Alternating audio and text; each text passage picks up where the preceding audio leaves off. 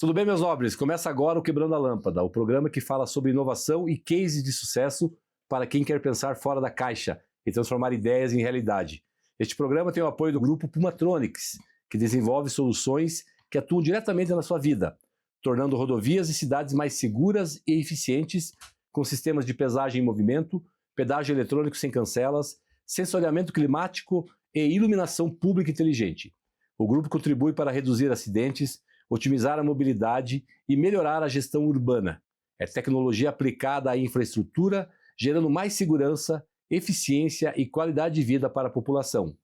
E a Uno Viale Imóveis e Design, por deixar o nosso cenário cada vez mais sofisticado, acolhedor e preparado para receber grandes conversas e entrevistas.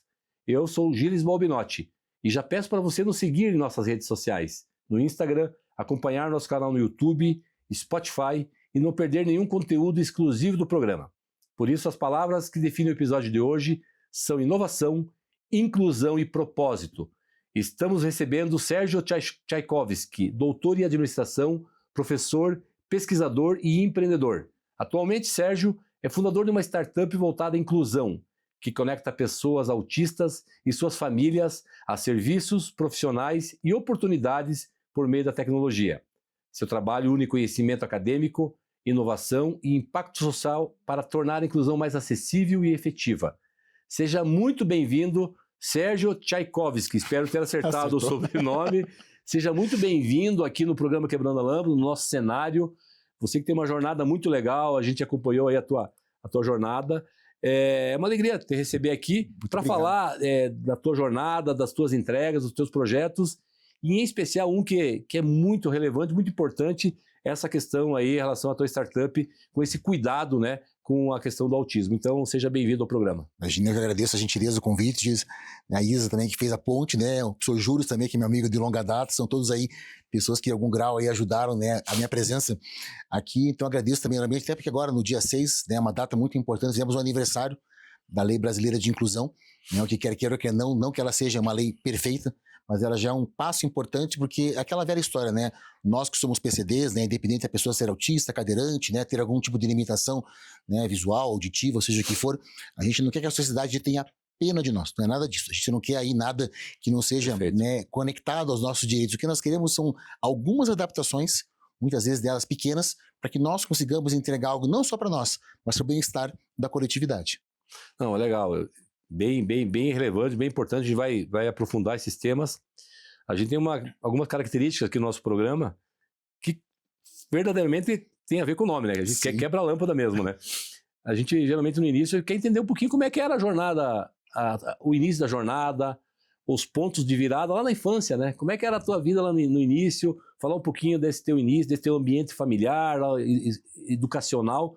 Porque a gente tem observado que essa jornada inicial lá, do ponto de virada, que muitas vezes está lá no início da carreira, tem a ver com a jornada atual. Então fala um pouquinho como é que era foi essa época, né? Lá na adolescência, lá na infância. Então eu como autista, né, o que eu sentia muita dificuldade na época que eu era criança, né? Eu passei de fato a falar com um pouco mais de desenvoltura quase já com 7 anos. Né? Com boa parte das crianças autistas, elas são não verbais. Né? Então, durante uma parte da minha infância, por assim dizer, do 0 até os quase 6, 7 anos, eu era não verbal. Né? Então, em parte, esse meu projeto, ele vem, né, das minhas constatações, né, para aquilo que eu passei. E uma das ideias nossas é que nós consigamos, através desse projeto, e aí vai entrar a tecnologia, e também tem a nosso favor. E outro ponto importante é que hoje o autismo ele se tornou algo mais comum, mais rotineiro. Eu que nasci lá em 78, isso não era tão comum. Né? A gente não entendia direito, né? Por isso que o tratamento no passado era muito mais complicado. Havia desconhecimento, né? Exatamente. Né? Então, o que acontecia muitas vezes com as crianças, acontecia comigo. Né? O que é muito comum com relação ao autismo, né? Eu acabei, né, de certa maneira, depois estudando um pouco mais para tentar entender a minha condição, né? São 2 pontos que para nós, muito característicos, um é chamado shutdown e o outro é o meltdown. O que é o shutdown? Né? Nós, autistas, uma característica muito forte para nós, independente do grau, né, de suporte, o meu é grau 2, por sinal, né? É uma hipersensibilidade a determinados estímulos. Som, luz, cheiros, né? Cada um tem uma gama aí, por isso que é um espectro. É bacana quem está em casa acompanhando. Autista, tá? Exatamente. A gente não fala de doença, porque não existe cura. Existe o quê? Existe um transtorno e a pessoa tem algumas características que credenciam ela estar, né, dentro desse espectro. Por isso que é errado falar assim, hoje eu acordei autista. Quer dizer, autista não é uma característica, É um traço que se compõe a partir de uma forma, uma gama de características que está dentro do espectro. E daí, Sérgio, é importante esse esclarecimento teu, né? Desculpa, só para... É o transtorno do espectro autista, é isso? Exatamente. E há uma confusão mesmo, não muito legal tu Exatamente. deixar muito claro isso pra gente, bacana. E o que acontece hoje é que você passou a não mais entender o autismo dentro do ponto de vista só, vamos pensar assim, biológico, médico, como era no passado, né? Porque no passado, como é que seria a minha classificação? Né? Eu, graças a bom Deus, né, sou um autista considerado de alto rendimento. Então a gente tinha a classificação chamada SAVAN. O que é o SAVAN? É um indivíduo que é autista, mas ele tem ou altas habilidades ou ele é superdotado. No meu caso, seria lá as altas habilidades. Até porque tem uma diferença entre ser altas habilidades e superdotação. A superdotação é a pessoa que tem um QI elevado. Quer dizer, ele faz algo de maneira muito rápida. Né? Aquela pessoa que matematicamente ele é muito bom. Então, você coloca uma equação, o cara lá em 2, 3 minutos lá resolve algo que demoraria 1 hora. E quem tem altas habilidades é uma pessoa que tem habilidade em música, muitas vezes, na parte da comunicação, a pessoa consegue traçar cenários. Então, tem pessoas que têm as duas, mas o mais comum é que a pessoa só tenha uma.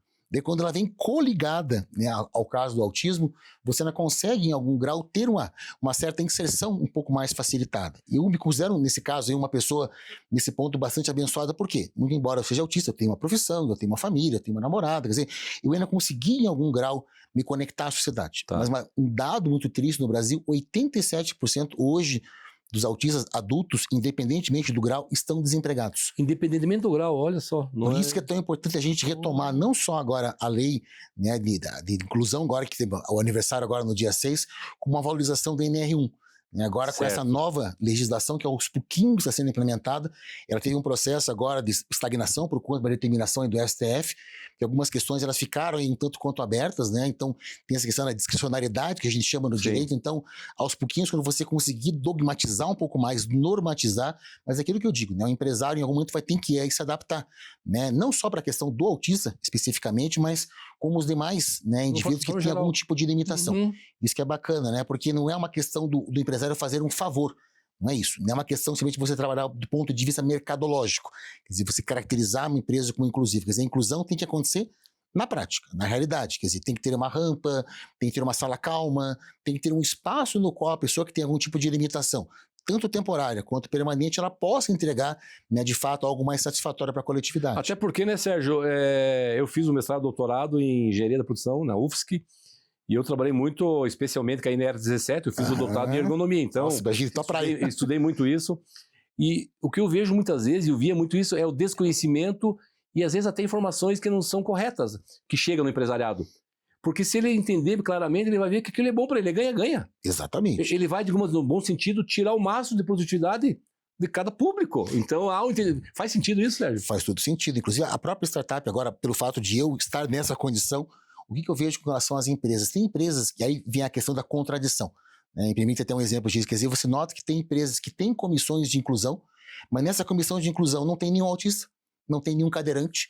Quer dizer, como é que você vai desenvolver uma ação de fato de inclusão imaginando que as pessoas que estão lá, né, não que elas não sejam bem intencionadas, por favor, não vou tirar o mérito, muitas vezes, das pessoas que estão lá. Especialista, estudou. É a mesma coisa eu, na condição de homem, tentar explicar para alguém o que é uma TPM. Eu não consigo.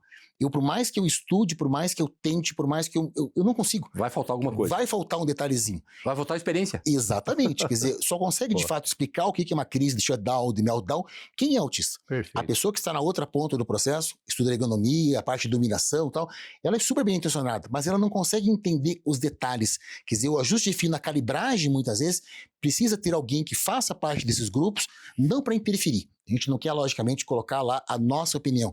É uma maneira colaborativa de você criar, de fato, espaços mais inclusivos. Porque não é para o neurodivergente, é para toda a sociedade, em algum grau, ganhar. Eu tô falando isso, né? Eu vou fazendo no meio de campo porque me remete, o que é legal, me remete a alguma situação. Eu dizia assim, ir ao Gemba, né? Isso prejudica os japoneses, né? Como é que eu vou fazer uma análise ergonômica, né, à distância? Claro, no papel. Eu tenho que ir lá, inclusive, olhar o operador trabalhando, e o que eu fazia? Isso foi uma quebra de paradigmas. O pessoal falou, Gilles, nunca ninguém fez isso no grupo, né? Não vou citar o grupo, até por... Né? Eu falei, não, peraí. Fui lá, me coloquei, né, como fosse um operador, eu executei o posto. Eu era um especialista em ergonomia, mas eu tinha que sentir o posto. Lógico, eu não estava treinado que nem operador, tudo bem, mas eu comecei a falar assim, olha, quem mais conhece do torno é o torneiro. Exatamente. Fala com ele, e em algum momento vá no lugar dele fazer, porque como é que eu vou melhorar o torno, a janela ergonômica, aí o mexe com o dinamômetro, né? Mas peraí, tá bom, tá ruim, não é só, o número é frio, eu tenho que ter um sentimento. Então, tu traz algumas situações, mas tem uma comissão que vai discutir, peraí, quem são os atores que sentem essa dor, na dor no sentido de uma forma geral, né? Exatamente. E como que tá, ok, esse é outro ponto que eu vi de você, né? Os municípios, o estado, questão, né? O Brasil tem muita lei de todos os sentidos. Só que não são efetivas, né? Tu falou dessa, né? Tem uma distância entre a lei, a política pública e a realidade, né? A demanda e a tarefa e a atividade, né? Fala um pouquinho disso em relação a esse tema tão importante. Exatamente. Eu, particularmente, né? Vamos me colocar assim, entre aspas, eu procuro, na medida do possível, além de atuar como docente e pesquisador, tentar em algum grau aí ter essa posição mais atuante, ou como as pessoas falam, ativista. Hoje eu faço formalmente parte de uma comissão da Ordem, que é a Comissão de Direito à Cidade, até porque meu tema do doutorado e do pós-doutorado são cidades inteligentes. Então legal, eu procuro em algum grau contribuir, com os meus conhecimentos, minha pesquisa, mas em paralelo eu atuo não como membro, mas como partícipe da Comissão de Proteção aos Direitos do Autista.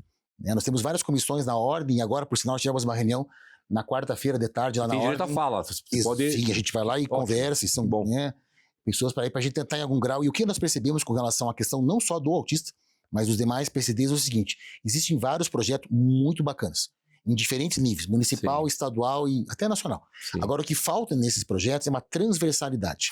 Quer dizer, os projetos, infelizmente, eles não se conversam. Por quê? Aí eu que trabalho há um certo tempo com a administração pública, desde a época do mestrado, existe uma questão que é o chamado capital político. O velho e bom Bourdieu aí nos deixa mentir. Quer dizer, alguns projetos não existe uma sincronia, uma sinergia. Por quê? Quer dizer, a prefeitura do partido A com do partido B, e às vezes quando você faz, isso você vê em loco agora, quer dizer, você faz uma análise cronológica de algo que vai sendo desenvolvido e de repente você vê que teve um lapso. Só assim, mas por que ficou esse lapso de 4 anos? Não, porque durante esses 4 anos, quem estava na prefeitura era o governo que era do partido X, que hoje em dia não faz parte da base. Quer dizer, então você desconsidera todo um aprendizado de 4 anos, simplesmente porque o secretário, o fulano, o beltrano, o prefeito não era do mesmo grupo político. A gente não tem uma relação tão próxima, tal. Quer dizer, você nota que no final das contas, e esse ano é emblemático nisso, as pessoas elas querem aparecer para tirar foto na inauguração. Perfeito. Eu tive uma experiência, a gente está acabando o primeiro bloco, a conversa é bem legal, aí parece que o tempo ele acelera.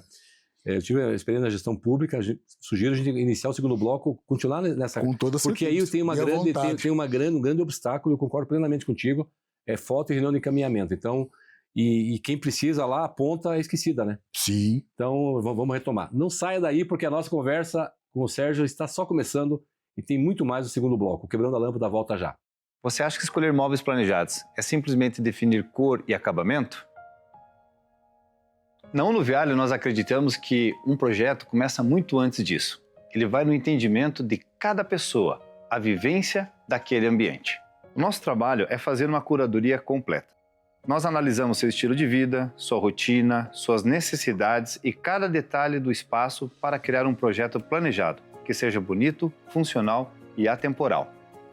Aqui você não recebe apenas um orçamento, você recebe orientação, experiência e acompanhamento em todas as etapas, desde a escolha dos materiais, acabamentos e ferragens, até os detalhes que fazem toda a diferença no resultado final. É essa curadoria que transforma um móvel planejado em um ambiente pensado exclusivamente para você.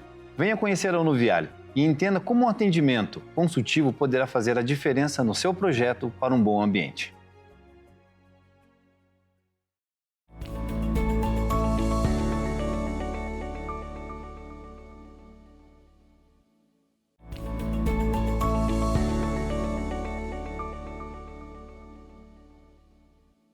Sejam bem-vindos de volta ao Quebrando a Lâmpada. No nosso episódio de hoje, nossa conversa é com Sérgio Tchaikovsky, doutor em administração e fundador de uma startup que utiliza a tecnologia para promover a inclusão de pessoas autistas e apoiar suas famílias, gerando impacto social por meio da inovação.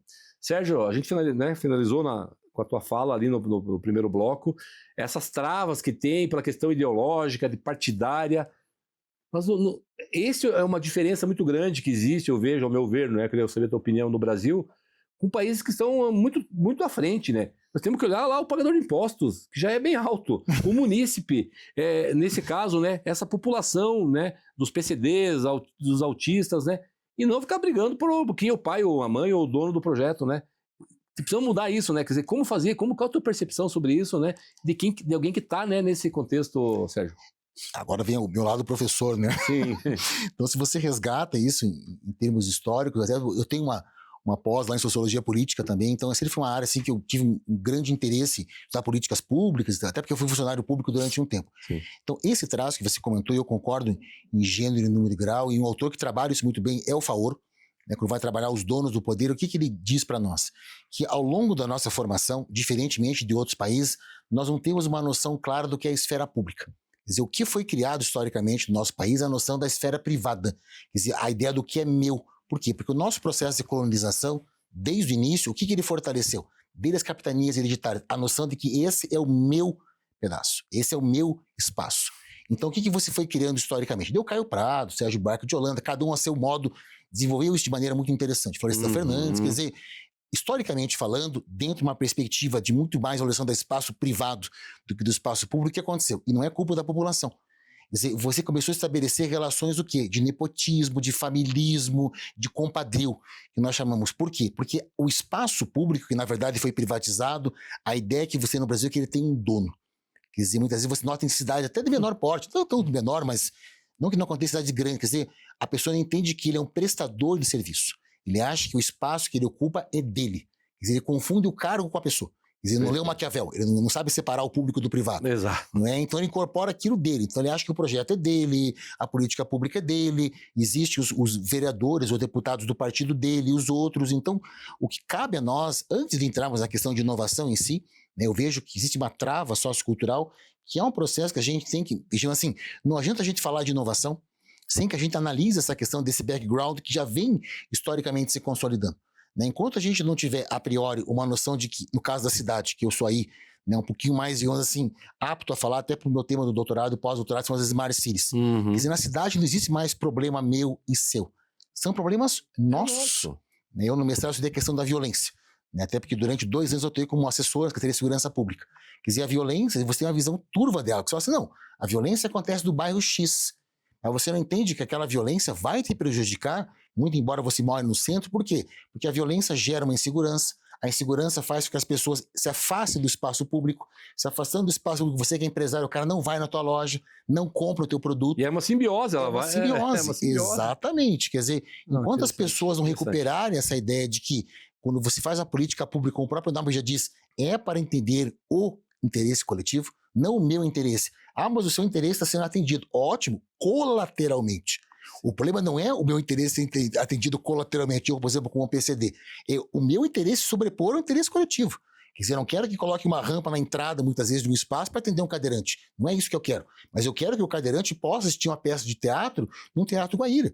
Eu não quero que a rampa tenha lá um espaço privilegiado, mas eu quero que o rapaz, que no futuro não consegue se locomover tal como nós, ele consiga ter direito a assistir. Contemple a todos os Exatamente. grupos. Mas é o mínimo, né? Isso aí é o básico. NBR 9050. É o ground, né? NBR 9050. Exatamente. Ou seja, toda a questão da acessibilidade, né? Só queria sublinhar algumas coisas que tu falou. Eu sempre confundo o nome dele até, e eu falei com ele aqui no Paiol, no Teatro Paiol. É o Jung, né? Que fala das Smart Cities.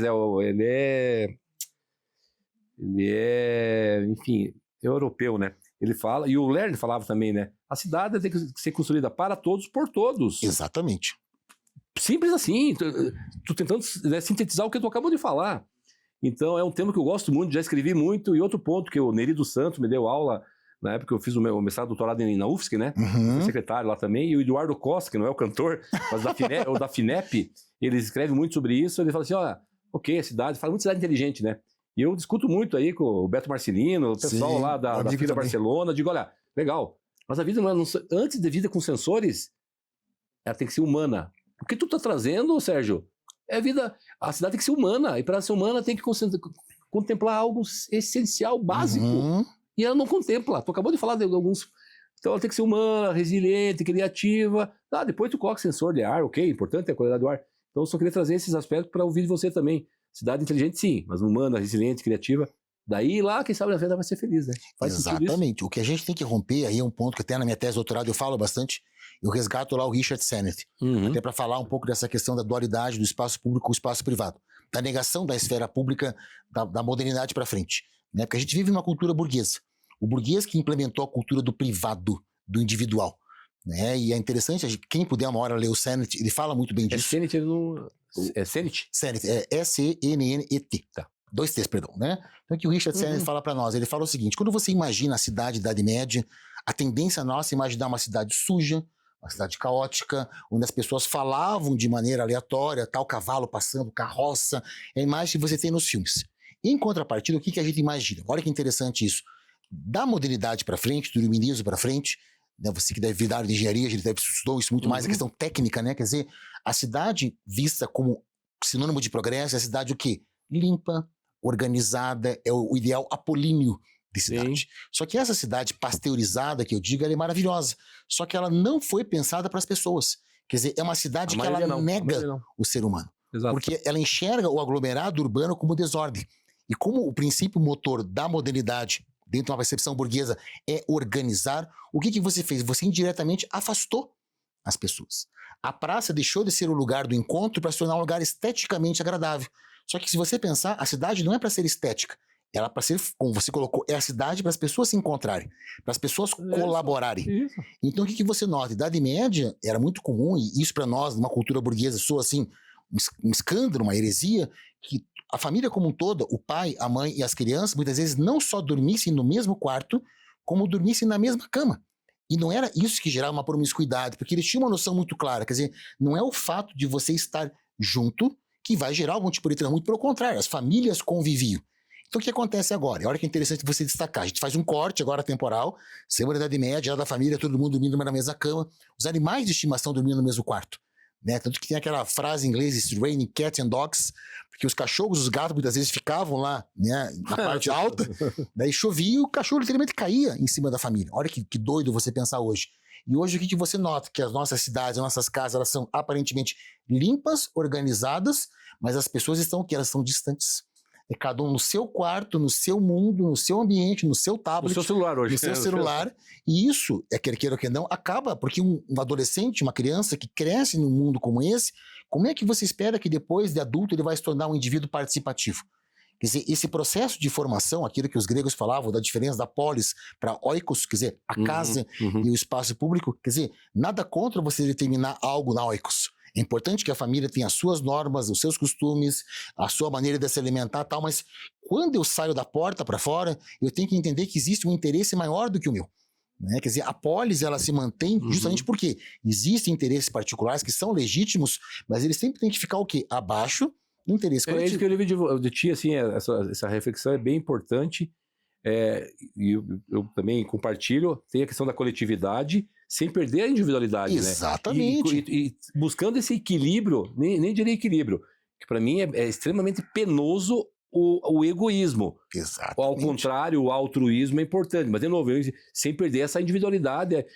A gente tem gravado aqui com várias mentes brilhantes, assim como a gente está conversando contigo hoje, Sérgio, e a gente conversou recentemente, né, com bicampeãs, 4 meninas do ensino médio, e elas falavam, né, que cada uma complementava a outra. Então a coletividade é importante, cada uma com a sua individualidade, né? É importante isso, talvez achar esse equilíbrio. Exatamente. Mas hoje não existe isso, na tua opinião? É aquilo que o próprio Habermas fala, que é da razão comunicativa. Sim. A gente não tem que abrir mão da razão. Só que a razão não pode ser instrumentalizada. Sim. Porque hoje o que você criou? Você criou uma sociedade instrumentalizada, onde cada um tem um rótulo. Então, se você é de direita e eu sou de esquerda, automaticamente nós somos inimigos. Só que você não questiona o que é ser de direita e o que é ser de esquerda. E isso vai gerando uma polaridade, um descompasso que faz com que as pessoas... É aquela velha história. Eu não gosto de você, mas nunca conversei com você. Eu brinco, né? Eu tenho duas sobrinhas. Não foi alinhado, não foi? Eu brinco com as minhas 2 sobrinhas. Eu chego para falar para Maria Fernanda, que é assim, Maria Fernanda, você gosta de beterraba? Não, não gosto. Já comeu beterraba? Não, nunca comi. Quer dizer, como é que você não gosta se você nunca comeu? Não conhece. Então, como é que você não gosta? O meu filho não gostava de beterraba também. Aí nós ralava no feijão. Ele enganava. Então, o que acontece? Aí que vem essa questão de você fragmentar o espaço coletivo, porque você coloca o rótulo em alguém e você nem tenta se aproximar da pessoa para que você fale assim, não, se eu tô certo, automaticamente ele está errado. Mas espera aí, o mundo não é dual nesse ponto.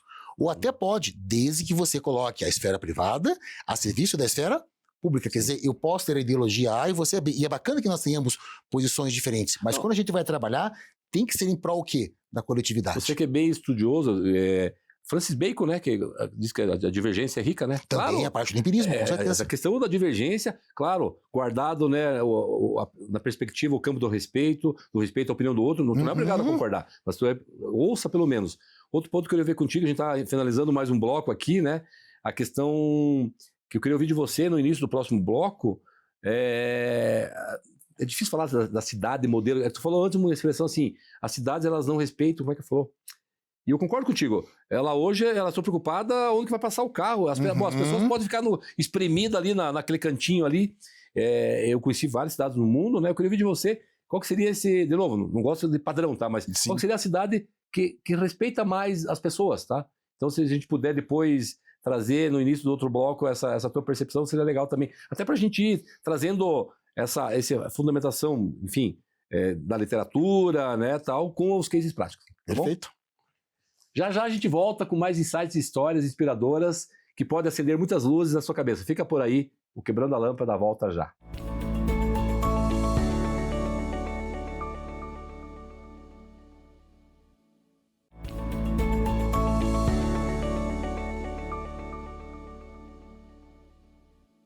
Voltamos ao Quebrando a Lâmpada. Hoje estamos recebendo o Sérgio Tchaikovsky.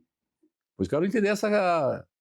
Origem etimológica. Isso é importante, Professor, pesquisador e empreendedor que transformou sua experiência em marketing, estratégia e inovação na criação de uma startup dedicada a facilitar o acesso à informação, serviços e oportunidades para pessoas autistas e suas famílias. Sérgio, a gente falava ali, finalizando outro bloco, né, de alguma cidade que você visitou e falou, pô, essa cidade aqui, pelo menos minimamente ela respeita as pessoas, jogou os carros lá no canto, a região central das vias é para as pessoas. O que você poderia dizer, seja no Brasil ou fora do Brasil? Bacana, acho que um case de sucesso, mas é aquilo que eu digo, né? A gente tem que entender que cada case de sucesso depende de questões tanto macro quanto microambientais. Claro. Quer dizer, não dá simplesmente para você trazer um exemplo que aconteceu lá numa cidade europeia. A copiar colar, não, copiar colar não dá. Exatamente, né? Eu acho que uma cidade, nesse ponto, que tentou retomar o espaço coletivo foi Amsterdã, principalmente com o uso da bicicleta. Né? Quer dizer, legal, você trabalha uma dualidade, mobilidade e você retomar. Porque, veja, eu vou dar um exemplo aí, eu particularmente gosto muito do Jaime Lerner. Jaime Lerner foi amigo do meu avô, meu tio foi do PDT, meu padrinho foi do PDT, lembra quando eles fizeram campanha lá do Brizola, né? Enfim, então eu tenho uma relação assim próxima, questão de família, né? Questão de origem até, né? Vamos colocar assim, de ancestralidade. E quando o Jaime Lerner propôs, né, você fechar a Rua 15, né, você deve lembrar isso muito bem, né? Cara, gerou um mal-estar assim gigante, né? Porque o pessoal do comércio falou, não, vai quebrar o comércio. Como que você tem uma audácia, Jaime Lerner, de você trabalhar essa questão de você fechar a Rua 15, sendo que é uma artéria importante da cidade e tudo mais? Por quê? Porque você trabalha novamente a cultura do carro. E o que o Jaime Lerner fez, meio que a toque de caixa, porque naquela época também existia um poder maior na mão dele, porque ele era prefeito biônico e tal, né, na época do regime militar, e ele foi lá, ele implementou isso, a toque de caixa, e hoje, se você for observar, não se torna um case de sucesso como após a Rua 15, no começo, lógico, né, as pessoas que não estavam acostumadas a ir ao centro a pé estranharam, mas depois o movimento nas lojas aumentou. Quer dizer, quando você devolve a cidade para as pessoas, talvez no primeiro momento as pessoas estranhem isso. É o caso que você está tentando fazer agora em Curitiba, de revitalizar o centro. Não tem como revitalizar um espaço urbano se você não devolver esse espaço para as pessoas. Sem tirar os carros, né? E tirar os carros, fazer um bolsão, mas olha... Eu não sabia porque eu não estava aqui, viu? Eu vim para cá em 2000. Então, mas do Jaime Lerner, eu ouvi, estudei e tal. Fantástico isso. Foi, mas que ano? Que ano que foi? Lembra mais ou menos de memória? Olha, para você ter uma ideia, o primeiro mandato do Jaime Lerner foi nos anos 70. Tá. Né? Então, o processo todo de você devolver, né, a Rua 15 para as pessoas, ele começa, né, a partir dos anos 70, porque o Jaime Lerner é aquilo que eu digo. Né, vamos discutir o Jaime Lerner enquanto arquiteto, enquanto urbanista. Sim. Daí a questão política, vamos deixar para uma outra discussão e nem cabe, né? Senão as pessoas muito acabam misturando o homem com a obra, né? Quer dizer, graças ao Jaime Lerner, foi brilhante.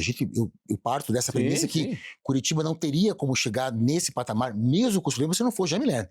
Depois veio o caso Taniguchi, de uma certa forma, que, né, sim, foi todos os pilo, né? Pra você ter uma ideia, né? Se você faz uma análise histórica, olha que interessante, isso está na minha tese de doutorado. Desde os anos 70 até 22, que foi o ano que eu defendi minha tese de doutorado, né, nós tivemos uma gama gigantesca de prefeitos. Apenas 3 prefeitos não são derivados do que a gente chama de lernismo. Né? Foi o Maurício Fruit, o Gustavo Fruit, e tem mais um que foi... Que não foram. O que foi o Roberto Requião. Né? Quer dizer, todos eles em algum grau. Cássio, né? Sim, Isso. Richa. E o atual prefeito também vem, quer queira ou quer não, dessa tradição. É verdade. Cuidado, vamos confundir grupo político com tradição. E o Greco também. O Greca, lógico, todos eles em algum grau bebem do leninismo. Né? E o que é o leninismo na sua essência? É você ter deixado de lado o plano Agache, que era aquele plano que previa, né, um crescimento circular da cidade, e você estruturar a cidade com as perimetrais, né, com as vias chamadas no passado de expresso, que hoje não são assim tão vias rápidas, né, mas que no passado, então, aquilo que eu digo, Curitiba só ganhou essa configuração porque lá atrás, nos anos 70, alguém falou assim, não, vamos devolver o centro para as cidades e vamos criar vias expressas para que os carros eles possam circular, só que longe do centro, para que você desloque o crescimento e horizontalize o crescimento, porque o Jaime Lerner era muito favorável a isso, ele era contra o adensamento. Sim. Porque o adensamento, sem planejamento, o que ele gera? Ele gera uma série de transtornos, porque não é só você colocar as pessoas num ambiente, é você levar luz, água, infraestrutura, quer Toda dizer, infra. toda a infra. Então é preferível você ter uma cidade mais orientalizada, como acontece na Europa, diferentemente do modelo norte-americano, porque você consegue trabalhar o planejamento de maneira mais espaçada e mais sustentável, do que você tentar concentrar as pessoas, porque aí vai gerar especulação urbana. Sim. E aí você acaba afastando as pessoas, porque no momento seguinte, quando as pessoas se afastam do centro, você degrada o centro, porque o centro fica vazio, o valor dos imóveis começa a cair, o comércio fecha e você vai gerando um espiral que te decresce. Então o que você tem que fazer? O que eu estou fazendo agora é reestimular as pessoas a frequentar os espaços. Então se você não tivesse hoje uma rua 15, bem como outros espaços, eles querem fazer agora um perto aí do mercado municipal, o que eu acho super louvável. Tem colegas que falam que não, porque vai tornar o trânsito mais caótico, é porque você já parte de uma premissa que você tem que andar de carro. Então, aí que tá, é um mindset que tem que mudar. Exatamente. Eu vejo como um modelo muito legal, eu até escrevi, até depois eu vou compartilhar contigo, dois artigos sobre Smart Cities, Smart Communities, eu chamo, comunidades inteligentes, né? Para fugir só da questão que é a cidade, não, é o município, todo... É o ecossistema. É o ecossistema que tem que ser inteligente. Para mim, Barcelona, eles fizeram muito, eles jogaram a cidade, as Ramblas lá, jogaram as pessoas no centro, descendo as Ramblas, onde tem o mercado municipal lá, La Cuquita, né? O mercado municipal deles, colocaram os carros nas laterais, os prédios, isso há um bom tempo atrás, por isso que eu perguntei lá da data, foi lá na década de 60, 70 que eles fizeram. Os prédios, olha só, eles chanfraram, porque o cara que está aqui agora, ele enxerga quem está aqui, porque está chanfrado. Então, algumas características. E isso aí trazendo para o tema também da questão do espectro autista, da população. Isso é muito bom, né? A cidade ela fica mais, como é que é? Humana. Uma vez um amigo meu falou para mim assim, um argentino amigo meu que descansou, faleceu, ele falou assim, ele falava de Curitiba. Curitiba é vivível. A cidade fica mais vivível, né? Mais vivível, né? Exatamente. Quer dizer, você torna a cidade pró-pessoas. Porque a própria ideia das Smart City, é bacana que a gente destaque isso para quem está nos acompanhando. A primeira cidade que recebe essa chancela, depois até eu queria explicar um pouquinho o que é ser uma Smart City, foi uma cidade da Coreia do Sul. Por favor. Né? Bacana que a gente, quer dizer, ele não é um modelo que surge no Ocidente, é um modelo que vem lá no Oriente. E a Coreia do Sul é um case legal das pessoas estudarem, né? Porque foi um país que se reconstruiu em praticamente 50 anos. Exatamente. Né? Quando acabou a Segunda Guerra Mundial... Apanhava todo mundo lá, né? Nossa. Japão, Coreia do Norte. Então, é um case muito legal a Coreia do Sul. Quando você tem o fim da Guerra das Duas Coreias, para você ter uma ideia, a Coreia do Sul tinha um PIB menor do que a maior parte dos países africanos. Inclusive, nesse momento, a Coreia do Norte tinha um PIB muito maior. Né? É bom lembrar isso. E quando você tem ali até os anos 70, a Coreia do Norte tinha um PIB maior do que a Coreia do Sul. Por quê? Porque existia uma injeção de verba, cara, absurda da China e da União Soviética, naquela época. Por isso que você tinha uma qualidade de... E o que acontece? Em praticamente aí 50 anos, vamos pensar assim, o que a Coreia do Sul fez em especial? E é bacana a gente destacar. O próprio Michael Porter tem um livro que vai estudar a questão de competição e competitividade. Quando ele fala dos aglomerados, ele fala o seguinte, vamos primeiramente trabalhar a questão cultural, em dois sentidos. Primeiro, educação. Quer dizer, valorizar o professor, que é uma coisa que, infelizmente, aqui no nosso caso, né, a professora, a gente sente isso, aqui no Brasil não acontece. Estamos longe. E outro ponto, fazer com que as pessoas recobrem os valores, sentir orgulhoso de ser coreano. Né? Porque ao se sentir orgulhoso, porque é uma coisa que o Japão acabou desestruturando. Né? Quando o Japão invadiu a Coreia, eu sei porque eu fiz 8 anos de taekwondo, então eu aprendi isso em loco. O que o Japão fez? Não pode mais falar coreano. Toda e qualquer manifestação de cultura coreana, taekwondo, hapkido, tudo proibido. Porque a maneira de você diluir esse sentimento e afastar qualquer possibilidade de revolta é o quê? Acaba com os traços culturais. Né? Porque se você acaba com a língua, acaba com a cultura, acaba com o folclore, eu perco a minha identidade enquanto povo. Então, olha que interessante. O que o Estado coreano falou? De um lado, vamos trabalhar a educação, e do outro, vamos trabalhar medidas que o coreano se sinta orgulhoso de ser coreano. E veja como isso deu certo. Hoje, o polo cultural do Oriente, vamos pensar assim, não é mais Tóquio. É Seul. Perdeu mesmo. Ainda Hoje... é uma referência, cidade de 15 minutos e tal, mas só que a Coreia, né, realmente é o supra-sumo da inovação. Hoje é lá, a tecnologia é muito forte, né? Não, e cultura, veja lá a questão do K-pop, né? Veja agora as séries do Netflix, né? Quer dizer, aquilo que a Coreia muito forte, a questão dos filmes, né, da música, enfim. Então, veja que interessante, né? Então, o que falta muitas vezes no Brasil, e aí, por favor, né, uma opinião muito minha, a gente for seguir, fazer um benchmark lá com o modelo coreano, para tentar trazer o que de fato é uma Smart City, quer dizer, uma cidade que trabalha educação no sentido de pertencimento, que a gente chama de stakeholder engagement, quer dizer, engajar os diversos stakeholders, e a educação no sentido formal, de aula, prova, né, conteúdo e tal, né? Quer dizer, o que a gente precisa trazer aqui no Brasil, primeiro, é trabalhar uma educação de fato que forme as pessoas, e não simplesmente que informe, que hoje... Não que jogue, né? Quer dizer, porque a informação hoje está na internet. Hoje o nosso aluno, e você também trabalha como professor, sabe disso, ele fica entediado se o professor vai lá e escreve no quadro. Eu, quando comecei a dar aula em 2001... Tem que inovar na educação também, né? Exatamente. Quer dizer, você tem que trabalhar uma educação formativa, porque informação o aluno traz de casa. Ele sabe mais que você. O professor não é mais um repositório, né? Um bunker de saberes. Sim. E a questão de você estimular, como você colocou de maneira muito inteligente, essas comunidades, esses modelos colaborativos. Quer dizer, se você não cria uma identidade, né? Aquilo que o Hariri fala no Sapiens, aquele livro, né? Por que eu falo assim, por que o mundo hoje funciona? Porque a economia, na verdade, é uma grande narrativa. Só para quem está em casa, faça uma reflexão. Onde é que está teu dinheiro agora? As pessoas falam assim, tá no banco, professor. Então vai no banco e tenta sacar todo o teu dinheiro, todo mundo. O dinheiro não está lá. A economia hoje, ela funciona porque é uma narrativa. É um conto, literalmente, que todos nós vivemos ele de maneira simultânea. Quer dizer, eu pego, olha que maluquice isso, o meu celular, através de uma operação de um aplicativo, eu emito lá uma informação que é um Pix, a pessoa do outro lado recebe e ele acredita que aquele dinheiro entrou na conta, olha que coisa bacana, e me entrega lá muitas vezes um produto. Se um desses elos, por alguma razão qualquer, falhar, o sistema inteiro desmorona. Então, se você não conseguir, em algum grau, reativar esses pontos de contato e gerar um sentimento de coletividade, de pertencimento, de troca, né, de que não existe mais o meu, mas sim existe o nosso, não tem como você inovar. Porque no final das contas, Sérgio, é a confiança que isso, comanda a relação de... Tem alguns filmes que trabalham muito forte essa questão da confiança, né? Daqui a pouco já estamos quase fechando o primeiro bloco. Vamos deixar para iniciar. Já é o último bloco, depois, Sérgio, a conversa flui bem, né? Que bom, né? Temos que programar outros bate-papo, né? Mas iniciar outro bloco, queria ouvir de você dos pontos chaves para... Está muito forte essa questão, né, das cidades inteligentes, Smart City. Eu me preocupa um pouco, porque ainda tá, sabe que cria aquela onda, né, aquela questão, né, cortina de fumaça ou aquele auê e tal, não... Temos que pôr os pés no chão, ancorar no chão e fazer a coisa com calma, olhando toda a questão, né, que a gente conversou até agora, tá bom? Fica por aí para o nosso próximo e último bloco. O Quebrando a Lâmpada volta já. O Grupo Pumatronics transforma a tecnologia em segurança, fluidez e inteligência nas cidades e estradas do Brasil. Da nossa fábrica saem soluções que impulsionam cidades. Estamos nas estradas que conectam o país, nas cidades que crescem, nas redes que sustentam a inovação. Grupo Pumatronics, tecnologia que move o futuro.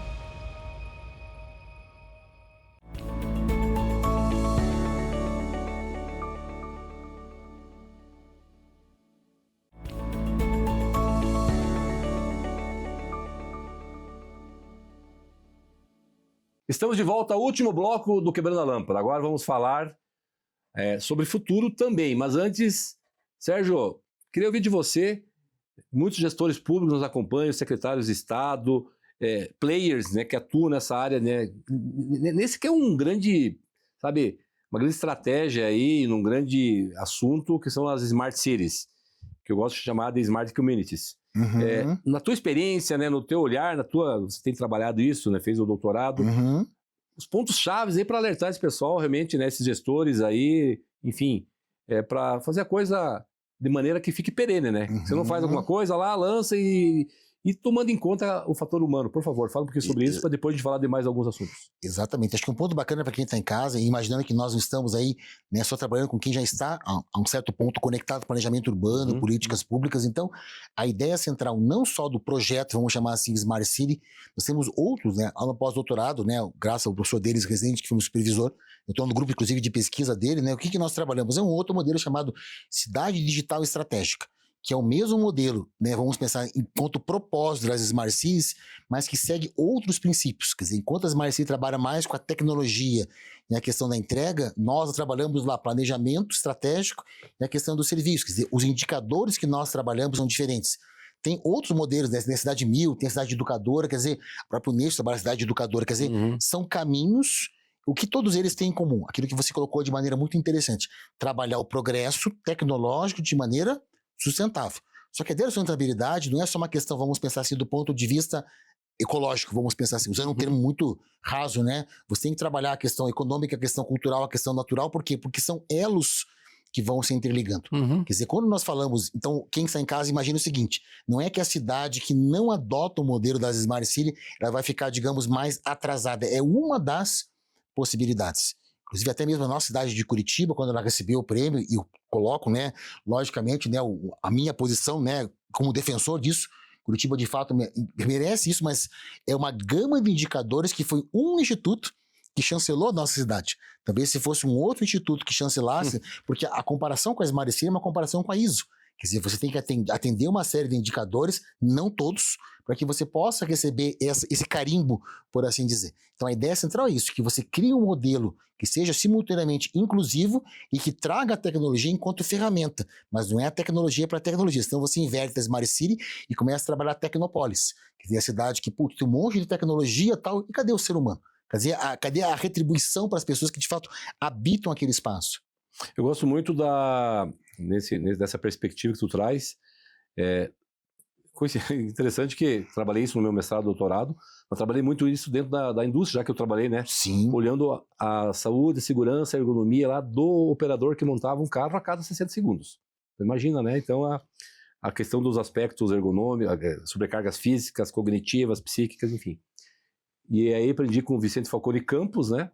O papo da qualidade, estudei muito essa parte da qualidade, Noriaki Kano também, o japonês, enfim.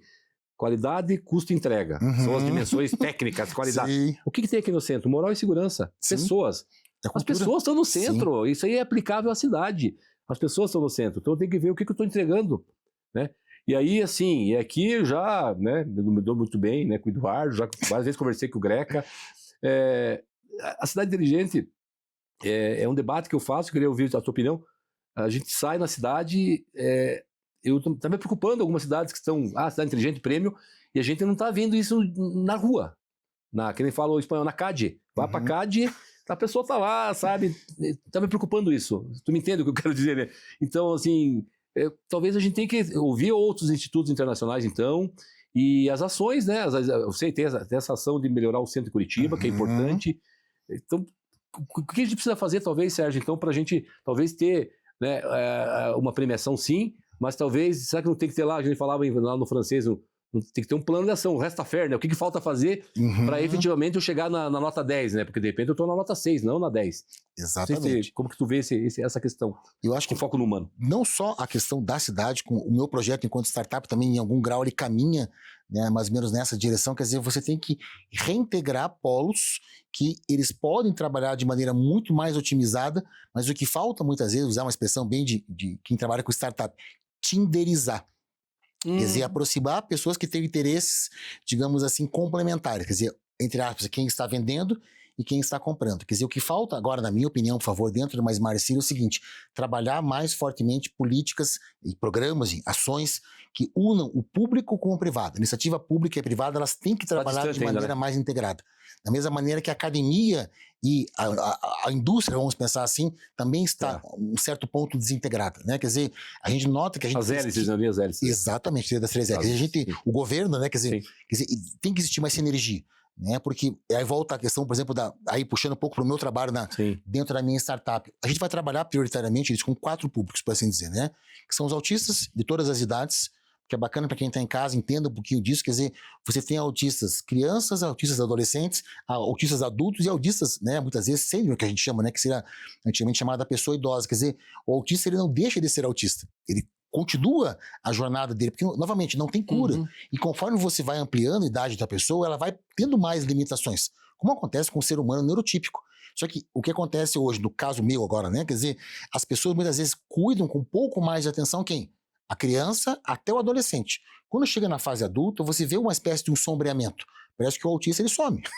Eu brinco que ele volta para o planeta dele, né? Quer dizer, aí que você nota, quer dizer, existe uma gama muito grande de autistas na fase adulta, que tem altas habilidades, tem uma potencialidade muito grande de entregar, mas por que não entrega? Porque esse outro elo que podia entregar não consegue. E não consegue não porque não quer, porque não sabe que essa pessoa existe. Né? Então, uma das funções agora dentro da minha startup, qual que é? É trabalhar essa conexão tanto do autista quanto a mãe atípica com o quê? Com as empresas, na questão de informação, na questão de vaga, na questão de suporte e entidades governamentais. Por quê? É um ponto bacana da gente comentar. Existe oportunidade para os autistas. Né? A própria Universidade do Esporte, que é uma iniciativa muito bacana que nós temos aqui, tem até bolsa para aluno atleta autista.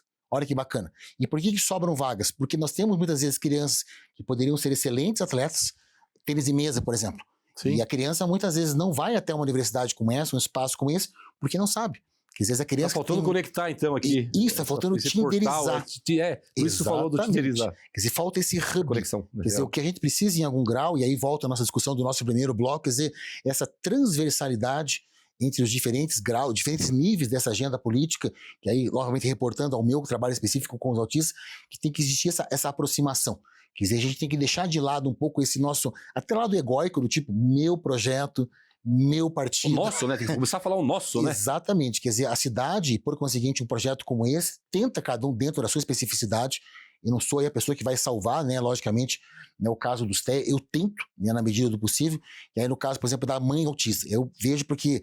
Né, a partir do que eu, né, percebi, acabei recebendo depois lá a minha credencial, né, hoje eu digo que eu sou autista desde que tudo era mato, tanto que a minha foto aqui na minha credencial tá com a época que eu tinha cabelo, então faz bastante tempo. Depois que identifica e tal, daí tem essa... Daí, tem a credencial bonitinha. Quem que emite a credencial? Como aqui é a nossa Secretaria aqui de Saúde. Tá. Só que para você ter a credencial, e é bacana quem está em casa acompanhando, você precisa ter você tem que ter um laudo que tem que ser sinérgico. Olha como é complexo isso. Da psiquiatra, da neuro, do teu terapeuta e de uma psicóloga. Por que hoje está muito mais difícil? E tem que ser difícil, eu entendo. Agora vamos colocar na questão do poder público. Sim. Porque hoje você tem uma nomenclatura diferente com relação ao CID. Né? Antes era assim, autista de alto rendimento, que era meu caso, Savan. Acabou. Você era Savan, você recebia lá uma credencial do Savan e segue a vida.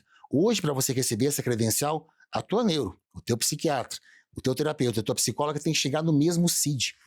Por que é complexo isso? Porque às vezes você muda um númerozinho, muda uma característica. Então hoje tem assim... Autista com alto rendimento, sem limitação, comprometimento de fala, de movimento, mas tem comprometimento com relação à sociabilidade. É um CID. Se a pessoa consegue trabalhar a sociabilidade, mas não consegue ter um processo de mobilidade, é outro CID. Se é alto rendimento, baixo rendimento, quer dizer, você vai criando, é como se fosse um frame. Quer dizer, você tem uma quantidade de... São vários CIDs. São vários CIDs. São quantos níveis de... São 3 graus de suporte. 3 graus, mas daí são vários CIDs em cada... Vários CIDs, exatamente. E daí, primeiro você vai definir o CID, para depois definir qual que é o grau de suporte em cada uma dessas limitações. Tá. Sérgio, dentro desse contexto ainda, primeiro... uma orientação tua para as pessoas que de repente, porque ainda acho que está nesse processo, de repente tem lá o filho autista, às vezes até a pessoa talvez não percebeu ainda o que você enquanto, né, assim, autista e que tem a startup pode orientar eles, inclusive já até passando até como que as pessoas acompanham você na tua startup, para de repente, né, ou alguém que de repente tem o vizinho, o parente, que é um assunto que acho que é importante dar essa popularizar, enfim, dar essa visibilidade. Exatamente. Então acho que o primeiro passo é o seguinte, você tem uma suspeita. Então o pai muitas vezes vê que a criança tem um comportamento que não seria um comportamento aos olhos dele linear com as demais crianças. Tá. Por qualquer razão, a criança não sociabiliza, não fala, muitas vezes acontece lá a questão, por exemplo, do meltdown, que é o surto, né? Ou o shutdown, que a criança muitas vezes desmaia. Então o pai tem um indício. Então o primeiro passo que eu digo é o seguinte, tenta primeiramente procurar uma psicóloga ou uma terapeuta, mas uma terapeuta já especialista em TEA. Para que você possa fazer os primeiros testes. Tá. Né? O ideal é começar com a psicóloga ou com o terapeuta. Se a psicóloga já perceber que essa criança tem indícios, por favor, são indícios. Né? Eu, para receber a minha credencial, eu demorei quase 3 anos. né, e já como adulto, né, porque a gente acaba mascarando muita coisa, né, quer dizer, é mais fácil você identificar uma criança autista do que um adulto, porque são 40 anos mascarando, né, quer dizer... Você era autista desde criança? Desde que eu nasci autista e vou... Nasci autista. Até meu último suspiro eu vou continuar autista. Entendi. Mas o que acontece? Você vai mascarando, você vai aprendendo a disfarçar. Sim. Inclusive as mulheres têm mais dificuldade de se identificar porque elas têm uma tendência a conseguir mais facilmente se adaptar, mesmo com as limitações. Né? Os homens muitas vezes falam assim, não é que existe, é uma opinião minha, não é que existe uma quantidade tão maior de autistas do gênero masculino. É que tem uma quantidade grande de mulheres, mas elas não se identificam porque elas se enquadram mais facilmente naquilo que seria considerado neurotípico. Muito embora, se você for fazer um teste, a moça tem, mesmo que seja um grau 1 de atipicidade, seria a questão do autismo. Né? Então, mas o pai... isso não é legal, né? Muito pelo contrário, quer dizer, você tem que incentivar muitas vezes as meninas, porque as meninas, elas são, socialmente falando, Sim. mais facilmente de você enquadrar. Sim. Então, se você vê um adulto, no caso um menino, vou pegar a criança que é mais fácil. Pega um adulto, muitas vezes, assim, uma criança, né? Num cantinho, brincando sozinho, como era o meu caso. Eu gostava de ficar na minha caixinha de areia. Uhum. Você fala assim, esse aqui é autista. Agora, uma menina, não, ela tá fazendo uma brincadeira de casinha. É bom? Olha que interessante, olha que legal, olha que menina quietinha, olha que menina que não briga, olha que menina que não responde. Quer dizer, determinados traços que para o menino culturalmente são considerados estranhos, porque você imagina que a criança, no caso o menino, vai ter uma postura mais expansiva, o pai já fala, opa, tem uma coisa de errado. E no caso da menina, sabe o que é o triste? Você não reforça. Porque o pai muitas vezes fala assim, nossa, como você é boazinha, filha, você não reclama, você faz tudo o que o pai quer. E você muitas vezes incentiva ela a mascarar. Né? Então, por pai que está nos acompanhando, primeiro passo, vai na psicóloga. Sim. Escuta o aconselhamento da psicóloga, vai para neuro ou para o psiquiatra. Que daí são esses caminhos para você chegar no final do diagnóstico. Perfeito. Como que as pessoas acompanham a tua startup? Está no Insta, LinkedIn, se puder passar, certamente um assunto super relevante, você já esclareceu bastante aqui, Sérgio, mas se puder passar esse teu... A startup ela vai ganhar corpo agora a partir desse segundo semestre, né, graças ao edital da prefeitura, então tem que ser aí eternamente grato ao, né, à Agência Curitiba de Desenvolvimento e Inovação, né, ao professor Dario, né, ao professor Nicolás, né, ao professor Dario Paixão já passou aqui no Quebrando a Lâmpada. Então, o professor Dario foi meu professor de doutorado, pessoa que mora no meu coração, né, o professor Sidney, né, que também tá lá, então todo mundo que em algum grau me ajudou, né, ao longo desse processo, né, a Paola também, que é uma pessoa fantástica que trabalha lá, porque não é a startup do Sérgio, né, o Sérgio é só o meio, né, então acho que é bacana a gente colocar isso. Por enquanto tem alguns dados, aí, tanto quanto esparsos, né, lá no meu Instagram é Sérgio CZAJ, são os 4 primeiros letras do meu sobrenome para não matar o aluno do coitado lá para digitar, né? Então facilita. Então quem quiser dar uma olhadinha, porque conforme a startup for ganhando corpo agora a partir do segundo semestre, eu já fiz 2 mentorias, a gente está começando agora a sair do processo de ideação e aí começar a trabalhar um MVP. Né? Porque eu faço isso, né, profissionalmente, eu também trabalho como consultor e como mentor, só que agora eu estou no outro papel, eu estou do outro lado do apito, eu não sou o juiz, eu sou o jogador, né? Quer dizer, então outras pessoas estão me ajudando a me mentorar para eu poder, de fato, aí, fazer com que esse projeto, né, nasça, mas eu tive a oportunidade de apresentá-lo nas Smart Cities Expo agora, por isso que eu conheci lá o Marcelino, né? Quer dizer, o processo ele já está há um certo tempo caminhando, agora que ele foi formalizado. Então, no meu Instagram tem bastante coisa, né? Depois, se as pessoas quiserem dar uma olhadinha, eu também sou partícipe de um capítulo de um livro a respeito de um autismo. Eu também tenho artigos, né, escritos, então quem puder, né, ou tiver interesse, só entrar em contato comigo que vai ser um prazer em ajudá-los. Muito obrigado. Imagina, obrigado e você pela gentileza, pelo carinho. 2 últimas questões, né? Essa questão, conta com o Quebrando a Lâmpada, conta com a gente, com o nosso time, para fazer aquele hiato que tu falou da conexão, né? aquele hub. É o nosso papel também. Esse programa tem a ver com isso. Conectar boas soluções com quem precisa daquela solução. Então fica aqui essa provocação no bom sentido, para a gente conversar sobre isso.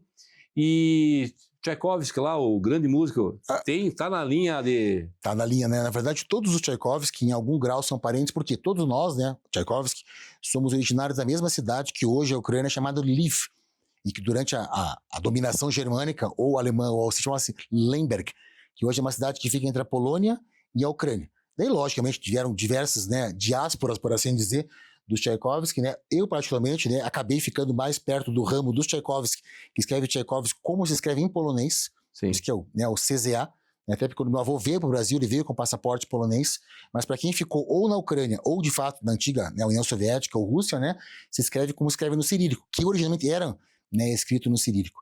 E eu até queria, só se me permite, dar última dica para quem está nos acompanhando. Imagine o seguinte, né? Deus deu habilidades para todos nós. Imagine que você é do tamanho dos teus sonhos.